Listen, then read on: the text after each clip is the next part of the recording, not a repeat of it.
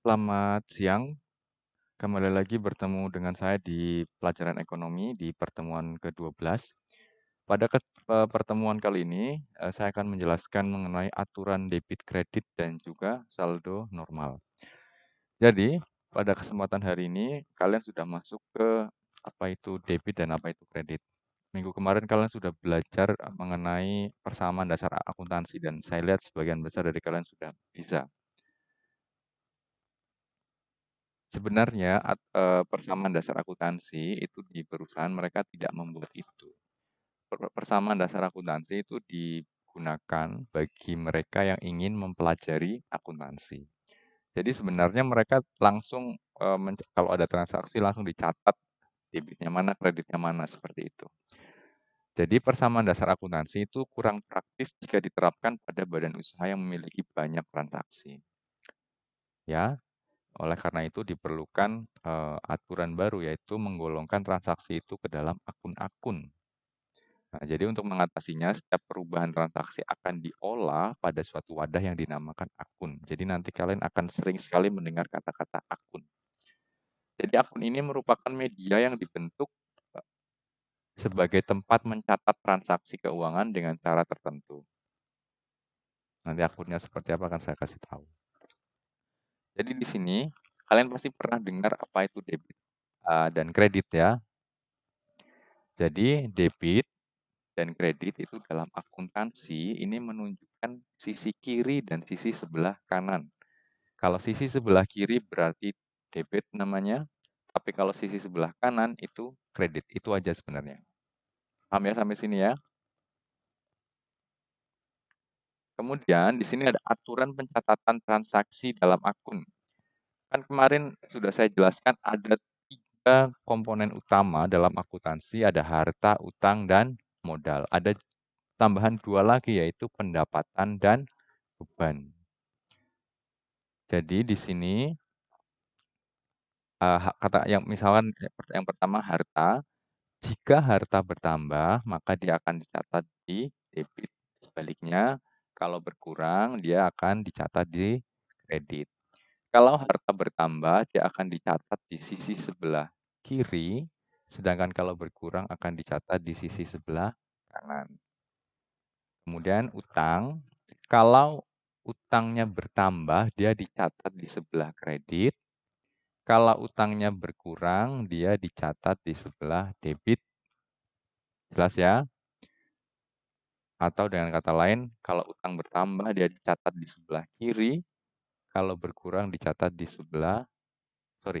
Kalau utangnya bertambah, dia akan dicatat sebelah kanan. Tapi kalau utangnya berkurang, dia dicatat di sebelah kiri. Jadi kebalikannya. Saldo normal itu apa ya? Ini saldo normal. Inilah saldo normalnya, rumahnya. Jadi seperti itu. Jadi kalian jangan sampai lupa ini rumahnya masing-masing. Ini saldo normalnya. Ya, saldo normal itu sama saja jika akun itu bertambah. Itulah saldo normal. Misalnya begini. Tanggal 1 Januari, Budiono membuka suatu perusahaan dengan nama Percetakan Serba Cepat. Untuk itu, Budiono memindahkan uang pribadinya sebesar 500 juta ke rekening perusahaan. Kalau dicatat dari segi akun, berarti kan hartanya bertambah, harta perusahaan bertambah karena perusahaan mendapatkan suntikan uang 500 juta, uang tunainya bertambah. Kemudian di sisi lain modalnya juga bertambah sebesar 500 juta. Kalau dicatat ke dalam akun debit kredit, berarti kan kasnya dicatat di sebelah kiri, debit sebesar 500 juta, dan modalnya dicatat di sebelah kanan, kredit. Jadi kalau dalam akuntansi, dalam satu transaksi, dia harus ada yang mana yang di debit dan mana yang di kredit. Jadi tidak boleh semuanya dicatat di debit semua atau di kredit semua. Harus ada yang dicatat di debit, harus ada yang dicatat di kredit. Seperti itu. Kemudian, contoh lagi, 2 Januari 2017 dibeli tunai peralatan percetakan 300 juta. Ada kata-kata tunai di sini berarti uangnya keluar. Kalau dari segi akun berarti hartanya berkurang, uang tunainya berkurang, dan juga hartanya lagi di sisi lain juga bertambah, yaitu peralatan. Jelas ya? Karena perusahaan ini kan dia mengeluarkan uang untuk membeli peralatan, berarti uangnya berkurang. Di sisi lain dia dapat sesuatu, yaitu dapat peralatan. Berarti kan peralatannya bertambah. Masing-masing sebesar 300 juta. Catatnya bagaimana? Berarti kas dicatat di sebelah kanan, yaitu kredit, karena uangnya atau hartanya berkurang. Tadi kan kalau harta berkurang, dia dicatat di sebelah kanan. Sedangkan di sini peralatannya itu bertambah di sisi sebelah kiri atau debit. Karena harta kalau bertambah, dia dicatat di sebelah kiri atau debit.